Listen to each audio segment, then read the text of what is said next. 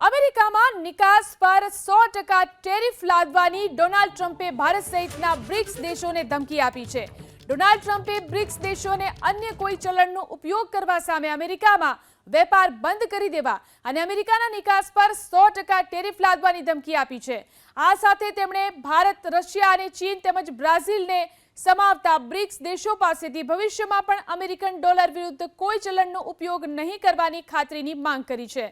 ટ્રમ્પે ધમકી આપતા કહ્યું કે બ્રિક્સ દેશ અમેરિકન ડોલરને બદલવા કોઈ નવું ચલણ લોન્ચ કરશે તો આ દેશો પર 100% ટેરિફ લગાવવામાં આવશે।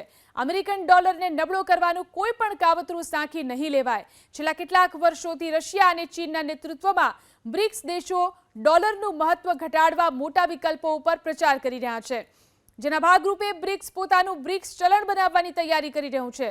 જો કે મુખ્યત્વે રશિયા અને ચીન સમર્થિત આ પહેલમાં હજી સુધી ભારત જોડાયું નથી। વર્ષ 2009માં રચાયેલું બ્રિક્સ એકમાત્ર મોટું આંતરરાષ્ટ્રીય જૂથ છે જેમાં અમેરિકા સભ્ય નથી। ડોલરના સંદર્ભમાં અમેરિકાએ અન્ય દેશોને પણ આ ધમકી આપી છે।